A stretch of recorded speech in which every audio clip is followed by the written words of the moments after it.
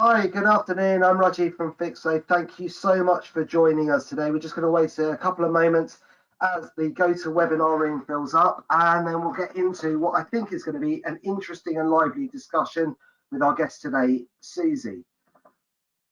Seems like people are still coming through, but so today, if you've been on our webinars before, you'll know this already. You'll be in mute mode, which hopefully makes things easier for everyone on the line to be able to hear. But we would love for you to ask questions. We've got time allocated at the end for questions. I know some have come in before the webinar started, so please put your questions to me and to Susie, particularly if you're thinking about how best to do or whether to do training and how to invest in growing your team. So today, I'm going to call it interesting and possibly slightly blunt question we're going to be looking at is why bother with training when you can Google your question? Today, as always, it is for general information purposes, so it shouldn't be taken as legal advice or official guidance. And today we have Susie Crolla, who is the CEO of the Guild of Letting and Management. I'm absolutely delighted Susie's with us. For anyone who's interested in the Fixo story, Susie gave us our big break by allowing me to speak at the GLM conference many years ago, when it was me and Duncan in a basement and we were just sort of trying to find our feet and get going as a business. And she's been hugely supportive as we've grown. So I'd love to hand over to Susie for an introduction. I think, Susie, the audience would love to know a lot about your history, because I think it's really interesting how you've come from education, continue to invest in your own improvement in education, and how you came to head up the GLM. Well, that's quite a story in itself.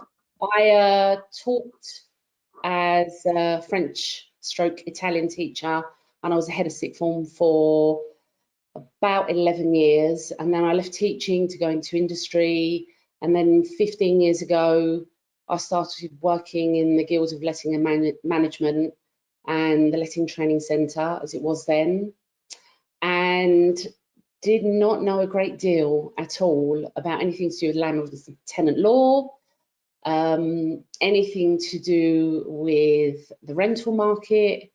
And so I took a step back for about 18 months and started investing quite heavily in my knowledge base, and also looking at what I felt was required and what the industry needed. And because I come from education, I was looking at qualification.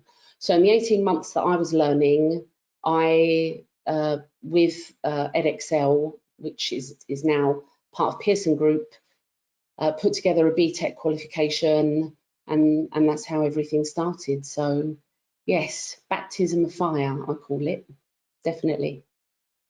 And Susie, you haven't stopped learning. I think this is something which is going to carry on through this. So as well as running a successful and growing business with a large number of agencies that you support, you continue to invest in your own education. Would you like to tell us a little bit about that? Yeah, I've always felt that any person can take up the mantle of their own self-challenge and investing in their personal and professional development. And one of the things that I really wanted to do, and I think the inspiration came from you, Raji, and also from my mentor, John, who's a barrister and who went into the legal profession at a more mature age, let's say, than you did. I decided to apply to study the graduate diploma in law, which I've just finished. So it took 2 years part-time, working full-time. So that was my challenge for myself. And part of that is because I wanted to do something that cemented the knowledge that I'd gained over the last 15 years. So even though I had a qualification at level 6, I really did want to have that law degree. And part of it came from the fact that I feel that with that kind of information and knowledge, we can, as a team, so John obviously is a barrister, Andrew has a degree in law, Lisa is a paralegal. So I kind of was the last piece of the jigsaw, really. And I feel that we can better support our clients. Also, I think it's quite inspirational not to stop investing in oneself. So that's that story, really. Amazing. So today we have a professional educator who helps and trains people from the sector and continues to invest in themselves. And today we're going to be looking at why you should bother with investing in and training yourself and your team. And I've got some questions which I think are designed to be a little bit pokey and proddy. I hope that's okay. But this is all set against the backdrop that this year has been a year unlike any other. There have been what I describe as, aside from the human cost, I'm looking purely at the sort of cost for agencies. There was a period of famine as the economy and transactions froze. On the sales side, in particular, in England and Wales, we've now got a feast period where people are largely overrun with the stamp duty holiday and may still be under-resourced in terms of their teams. And with furlough ending, Brexit cliffhanger coming up, and the end of the stamp duty holiday likely to not be extended, and so to be at the end of March, there's a huge amount of uncertainty. And in times of uncertainty, businesses tend to cut back on marketing spend, sales spend, and training spend. So through this, we're going to look at the reasons why people might not want to invest in training, also invest in their teams, and talk about why that may not be the right approach. So without further ado, I think we should crack on to the questions we've got. So the first area is, Susie, why bother training your employees if they're just going to leave? I think that this is an age-old question. Has been asked not only of us, but other organisations, other training organisations who invest heavily in their staff. They watch them progress, and then they up and leave. The industry, not just in London, but there tends to be quite a heavy staff turnover. However, what you've got to think about is what does this do for your business? Investing in your team on so many levels, and in particular training, can help them with their career progression. So, I've worked with people over the last 15 years who started as a newbie in the letting side and property management, and are now running departments, are running their own businesses. So it sets a very strong platform. That's the first thing.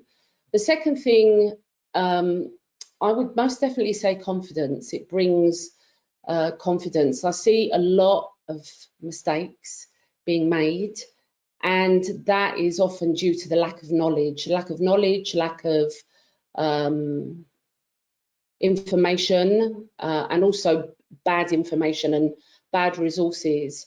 So making sure that your team is slick, efficient, trained, well trained, regularly trained, that's really important, and I want to pick up on that point in a second.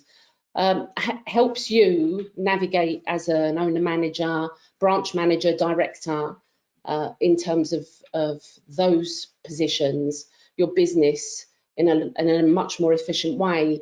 The other thing that is really, really important, our stance is, and this is the stance of the majority of our clients, is your aim is to minimize risk and maximize potential.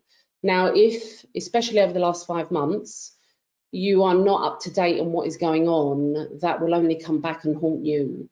So even though you've said that training or marketing budgets are looked at closely in situations like this, and obviously this is unprecedented, but if we compare it to the 2010 recession, one of the things that I realised then was that the forward-thinking owner managers, directors, branch managers were still investing in training, and that was to ensure that any pitfalls were avoided, any negligence was avoided, and also that they didn't get caught out by landlords, tenants, in fact, knowing more than them. So, it doesn't have to be hundreds of thousands of pounds. We're not talking about that. but we're talking about the fact that you need a good plan. Most definitely the last 5 months have proven that. You know, this is something that none of us have experienced, this curveball that caught everybody off guard. So, for example, going back to work in the middle of May, you needed an element of preparedness, and you couldn't have that if you didn't train your staff. Thank you, Susie. So to pick up on a couple of points that you raised there. So my view is that agency is a professional service, and with ROPA coming, it will be viewed more widely as a professional service. Professional services are with professional services, technical excellence is a given, and you can't slip on that. It's about the quality and the way you make people feel around that. And one of the key things that I think people have missed during this period is the rate of change. So just thinking through some of the recent webinars we've hosted and kindly supported, and in some cases led by David Smith of J&W Solicitors, we have looked at changes around the requirements for gas safety certificates. We have looked at EICR requirements. We have looked at the rules for lock and unlock and stages of unlock. And quite frankly, if you're not keeping up with it, you are doing yourself a disservice, but I guess more importantly, you're doing your clients a disservice. So it's not a static thing. Continuous investment in training isn't, I think, a nice to have if you're in a professional services environment. It's something you must have if you are going to be technically competent. Definitely. I think that one of the first things is sometimes people tell me that being in this kind of industry is about common sense.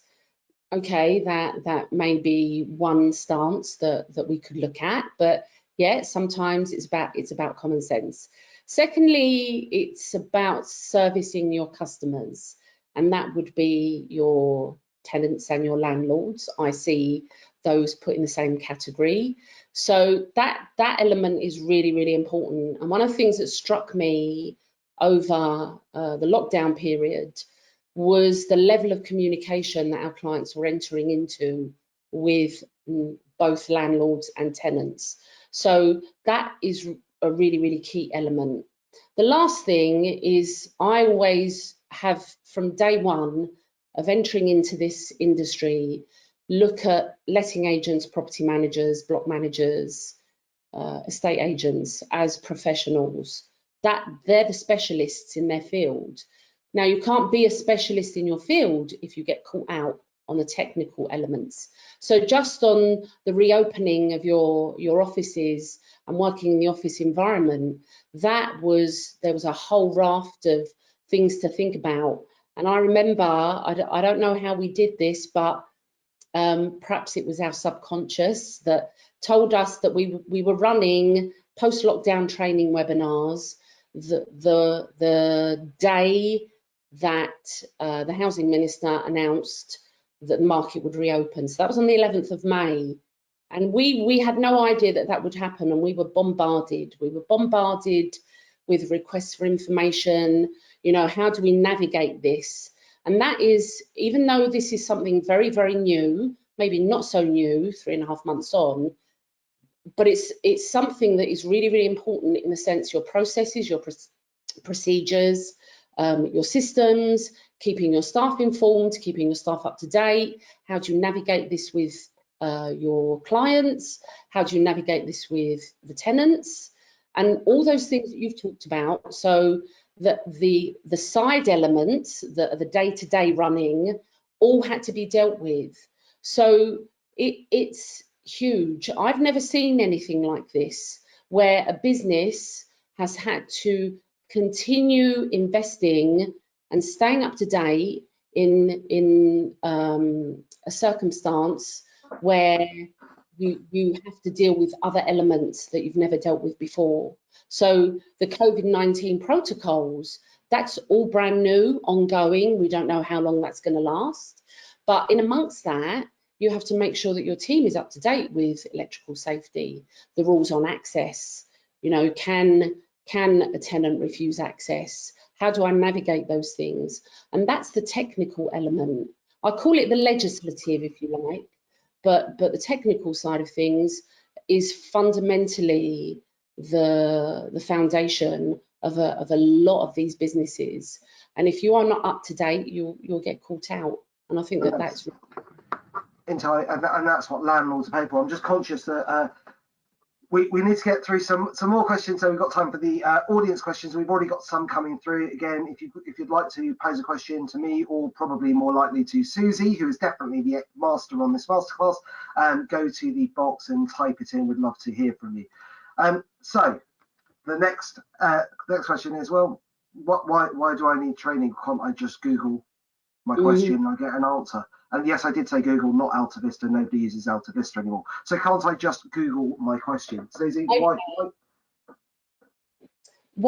not?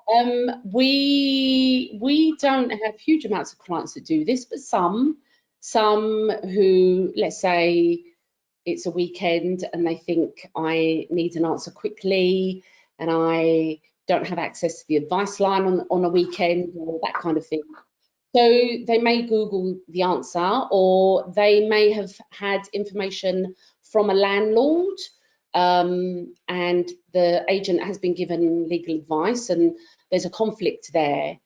And what we've seen when this happens is that, for example, if it's related to service of notice, somebody sends us information that the landlord has sent them, the agent has Googled the information themselves, they've not looked at the web address, and often it ends in NI, which stands for Northern Ireland, NZ, which stands for New Zealand, CA, which stands for Canada. So Google is a great platform, but one of the things that's really, really important, and this is key for me and my learning, is that your resources need to be really strong. So if you're relying on a source that you found on Google, you need to make sure that it is applicable to the United Kingdom. And even in this case, because of post-lockdown processes in COVID-19, applicable to either England or one of the devolved countries. So that is really, really key. If you're going to use Google, that's fine, but make sure that your sources are really strong, because often people make mistakes.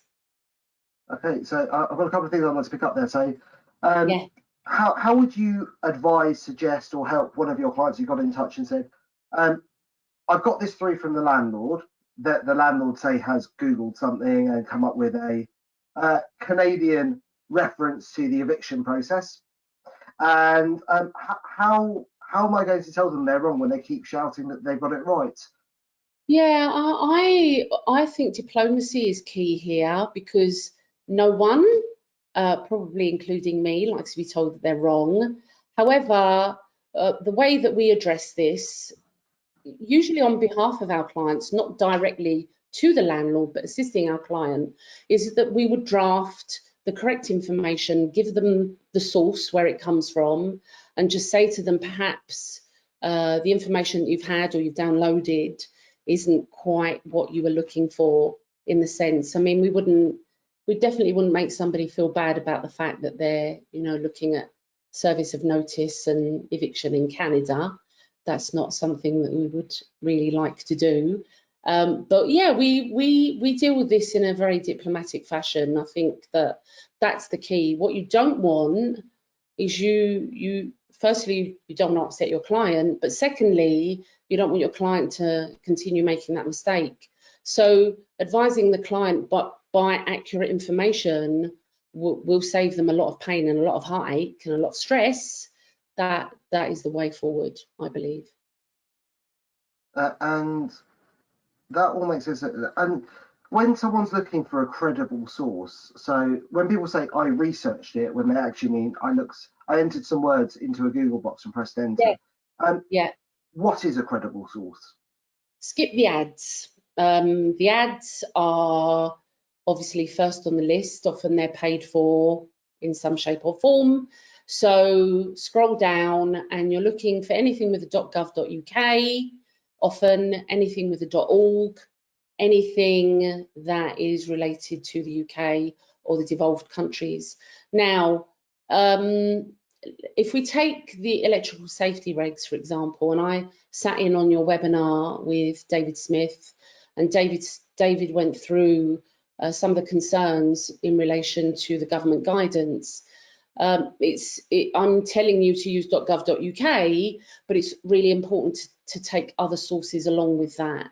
So if there are webinars, if there are solicitors, legal entities that some of you use on a regular basis, cross-reference those as well, because that's how we work. You know, we're often sending out information to our clients. One of the most important things is that it's accurate. So we're always cross-referencing everything that we do, and we expect our clients to do the same. I mean, often they're reliant on, you know, perhaps something that's been sent out by FixFlow, or they found on another blog, and they can also be very strong resources. So I think once you find that they're the sources that you're reliant on, you know that they come from a reliable place, then continue using them. I mean, for example, for anything post-COVID-19 or during lockdown, would have been Health and Safety Executive have been brilliant at sending out information, in particular to anything in relation to contractors and contractor safety. So it's that kind of thing, you know, that we're all used to. We're surrounded by professionals who understand that they don't want to get tripped up. Gas Safe Register, for example, is exceptional. So those kinds of organisations, definitely. So we've gone from a world where, and I'm sort of talking about a world a few years ago, where getting information was hard, to one where there is an abundance of information, but the information itself may not be credible. So going back to primary sources is really important. Legislation trumps guidance notes or advice notes, because the law is the law, but recognise that we're in a common law system, so it's subject to court interpretation as it goes. So Susie, I know we've got to go on to virtual training and other stuff, but I'd be interested, how do you keep abreast of all of the changes when some of them aren't particularly well publicised? I, rightly or wrongly, have signed up to government publications, and anybody can do this. I think my mistake right at the beginning of lockdown was to sign up to everything. And I think that the reason I did that, and this is me personally, not any of my team, was because I felt it was so important to stay abreast of what's going on. You can select through the titles of the publications what is relevant, for example, to the sector. So some elements would not specifically be valid to letting agents, private landlords, tenants, and so on. I mean, even ourselves as a business, but other elements would be. So, for example, one of the key things at the moment is the return of students to their accommodation to universities. How do you vet students who are international? How do you deal with the students who are international coming back into the UK from countries where they need to be quarantined for 14 days? So it's that kind of thing. It's narrowing down a huge amount of information, selecting it, and then sending it out to our clients. So that's one of the ways. The other way is reading. I mean, and I think you're aware of this because of your legal background. You just read avidly. You read avidly, continuously, on anything going on in relation to the sector. And then probably the third thing is I also attend webinars. So and that makes me smile, because people have said to me, you know everything. I don't think I do. Why would you attend a webinar? Because it's part of my personal development and my CPD hours. So yeah, those three things are the main things for me. Amazing. The way I've approached business is trying to be really clear about what our core competence is, and where we are focused and where we can excel, and those bits that aren't. So we use external. So we've got an in-house lawyer. I'm an ex-lawyer, but we have an external legal firm that works with us. In terms of that core competence, so with regulation and legislation changing so quickly, if you don't have a compliance or a legal team internally, and I know lots of our clients don't, in fact, the vast majority don't, I would advocate that you really, if you don't already, pay for an expert body. Now, obviously, Susie does this. There are others in the market. This isn't a sales thing, but pay for someone who is absolutely an expert, who is responsible for taking all that information, making sure they're going back to reliable sources, making it digestible, and then being available for questions that you have.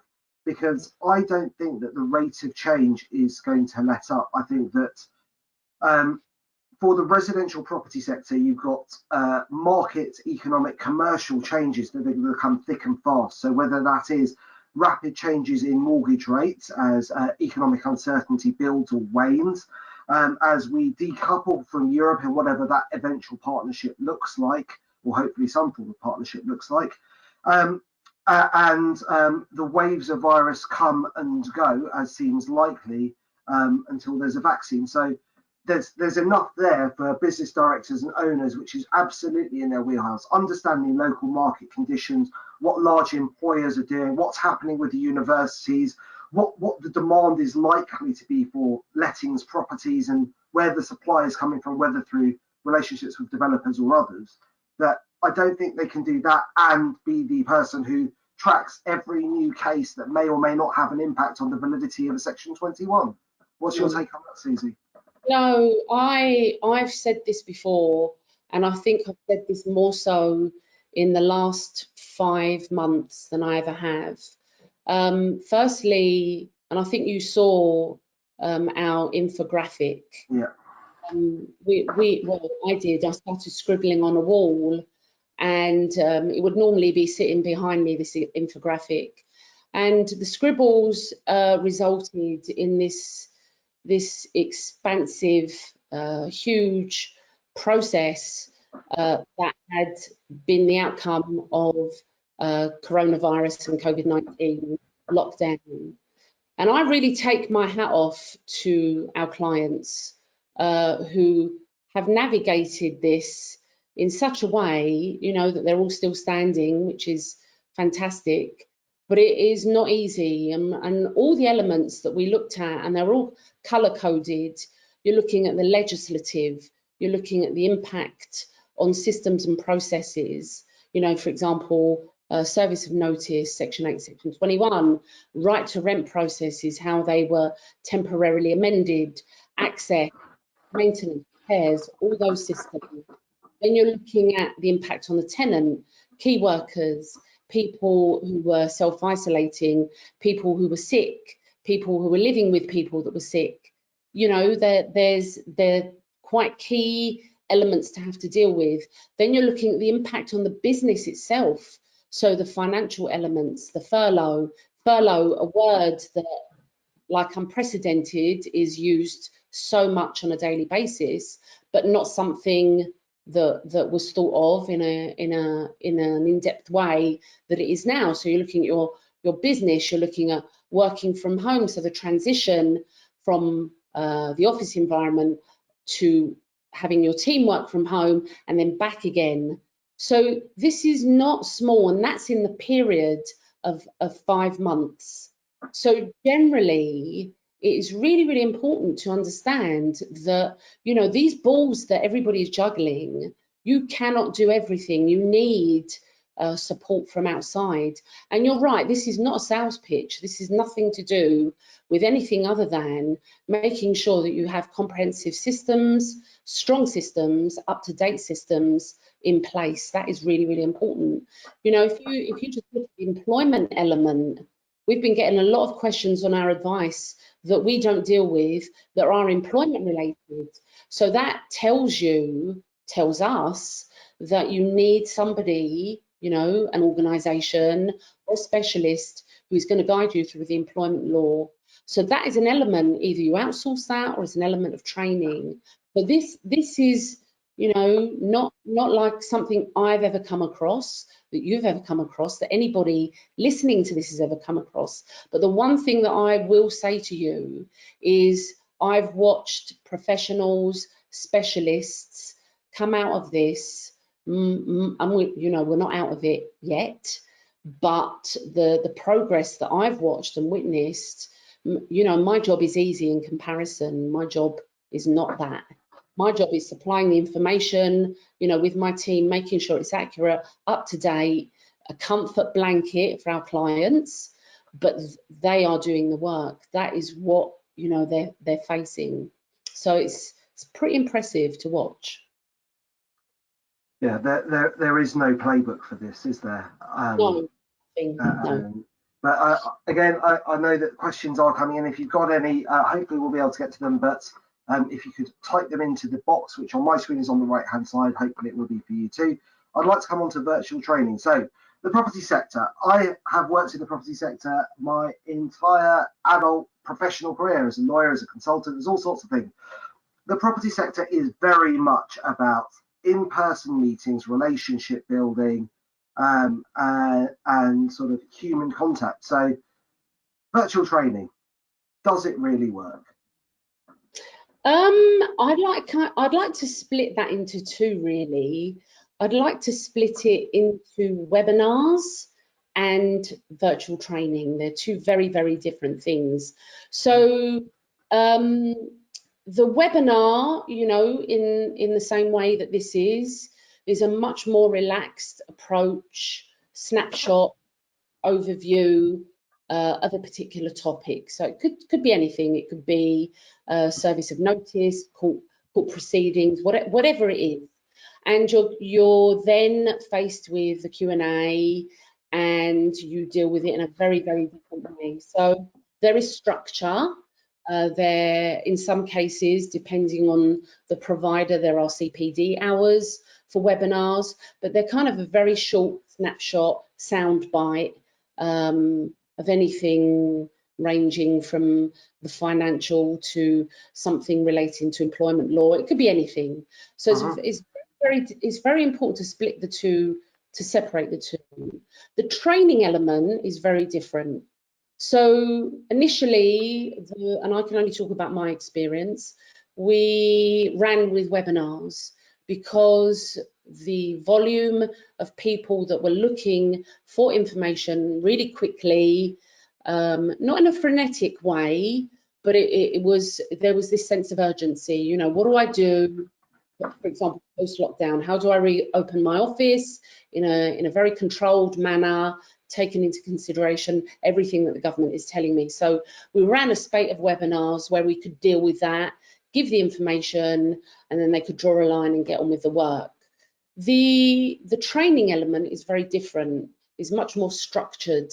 So if you know me, then you know that I'm quite strict in my approach to training, and I like structure, I like boundaries, and that's something that we do really, really well. We send out information in advance. We make sure that the learners, the delegates, the attendees are aware of what this is going to look like.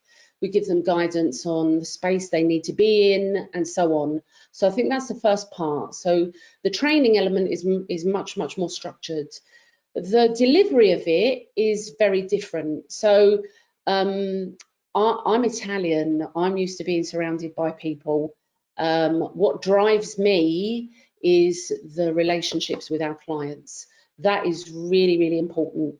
So having gone from seeing clients 3 times a week, all across the country, to seeing no one, and then to seeing people on screen is very, very different. So there's the psychological element. Now, what I think will happen in the future, and the government has said that events and conferences can begin again on the 1st of October, dependent on the rate of infection. So, and then they've given guidance on what can and cannot be done, and what you can issue and what you can't. So my thinking is that the future holds a very blended element to learning. Some people are very nervous about going into a space where there's more than 5 people, and the social distancing and that kind of thing, and that's something that training providers really need to take into consideration. So pre-lockdown, probably every other week, I was delivering training to 100 people in a room. That not going to happen in the future. So this blended approach does work, because I've seen it work, but there needs to be structure. I think there's a big difference in the webinar scenario and the actual training scenario. I also think that the UK is very, very much far behind, definitely in this sector, definitely as far as online learning, use of VLEs, combining distance learning with the face-to-face and the online. So I think that what this is going to look like is going to be very, very different. The final point is the psychology. The psychology behind this is, you know, we had a bit of a chat, you and I, before we started, and you mentioned children. I've seen on training sessions, children appear, dogs, cats, spouses. Yeah, somebody saying, I'm just going off to make a cup of tea. So it is really, really different. The psychology behind this is very different. But it's fun. So I was just checking that one of the kids wasn't standing behind me as if on script. I'm moving on to audience questions, and I'm really sorry because we've got quite a few, and I'll take them in the order in which they appeared. So my colleague Remy's doing a phenomenal job of consolidating them. So Susie, you've been a trainer for years. This is the odd dinner party question where someone says, "Oh, you're a doctor. What's the worst thing you've seen?" So Susie, you've been a trainer for a year. You must have set some interesting agents. What are some of the most serious operational legal mistakes you've had to correct in a letting agency that you can talk about, obviously providing no names? Yeah, I mean, we're as you are, super confidential. I mean, nobody, even if they tortured me, I wouldn't say anything. I think probably in relation to incorrect paperwork, really out of date paperwork. That's one of the things that we've been seeing a lot of over the last 5 months, because people are having not necessarily to update their paperwork, but they're looking carefully at their systems, processes. And somebody sent us terms of business and a tenancy agreement from 2008. Now, okay, that's, you know, that might be fine, but that's one of the areas where agents really need to understand that even though the legislation, a lot has changed it since 2008. I mean, it makes my brain burst, but it's really important to understand that even though the legislation has changed and it's not present in your agreement, you know, you've got the Tenant Fees Act that wasn't present in the paperwork. So, you know, fundamental things like that are really basic. And I never make anybody feel bad about their business, but we're here to make sure that kind of thing doesn't happen. So that's one of the issues. Changing the locks on a tenant. I mean, no. I say it like, no, please don't do that. And then they ring you and they say, I've changed the locks on a tenant while the tenant's gone to work because I don't like them and they're in arrears. Yeah, that's not the right way to do things. So it's, yeah, probably that's definitely one of the worst things I've done. Yeah. Breach of legislation is not a good one. So there are a swathe of questions, and I wonder if they're all from the same person, but let's find out, which are sort of interlinked. Susie, what do you think about ROPA? The code is in consultation. Could it still change?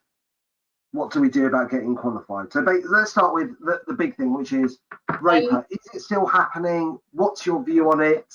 What should people be doing? Yeah, so I think the first thing, and Rajiv, you mentioned the word consultation, is please consult. The more consultation, and it's due to end, I think, at the end of August, maybe mid-September, I can't remember. But please consult that, because this affects the industry. So that's the first thing. Second thing is we don't really know what this is going to look like, but with an overarching regulator and then kind of filtered down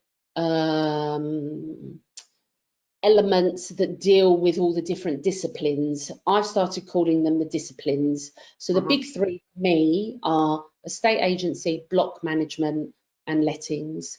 So because that's the side of the business that we tend to deal with.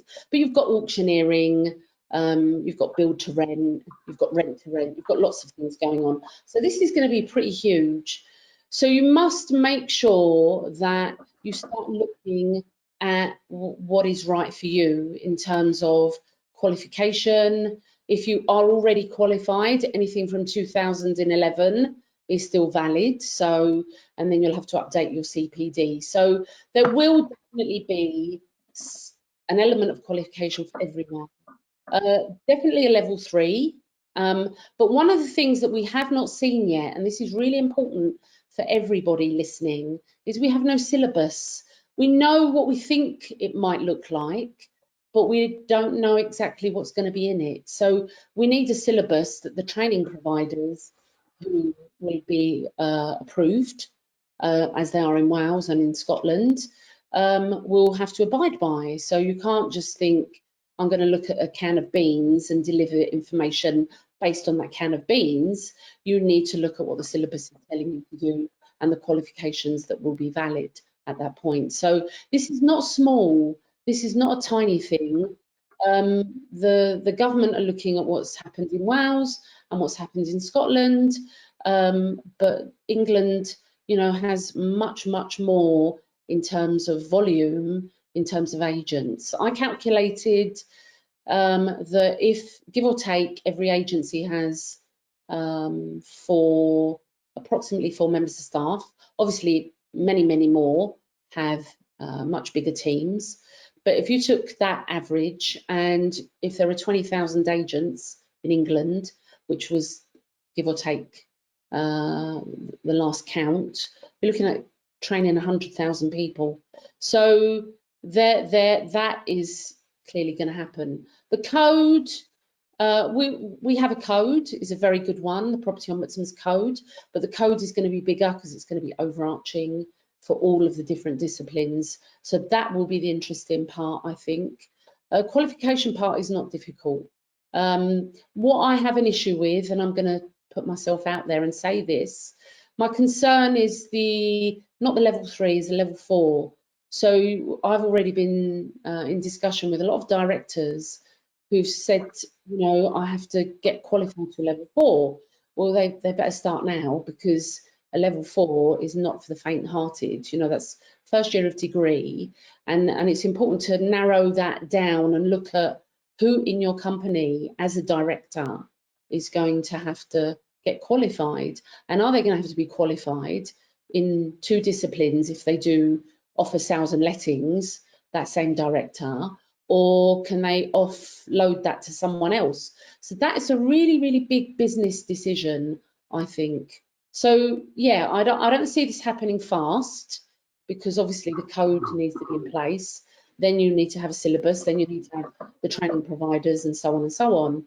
But maybe anything from 18 months to 2 years, maybe. Really interesting. I think the secondary impact on the jobs market is going to be huge. So I think we're going to end up with a 2-tier jobs market between those with qualifications and those without. Definitely.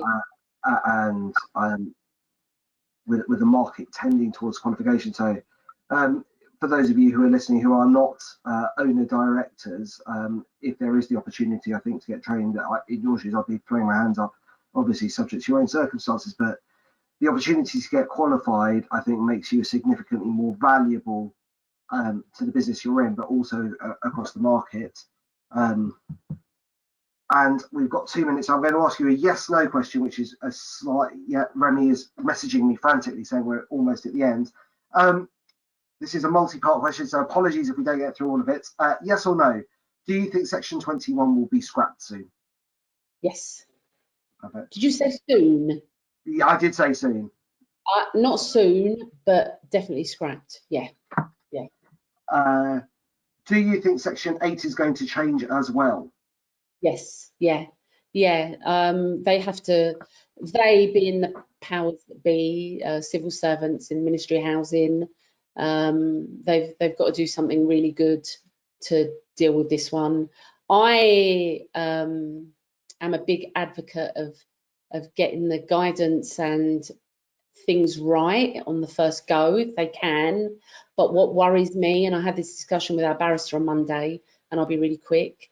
If you read some legislation, for example, the Housing Act 2004 that deals with tenants deposit protection, section 213, and this is how riveting our conversations John and I have, is appalling. It's appallingly written.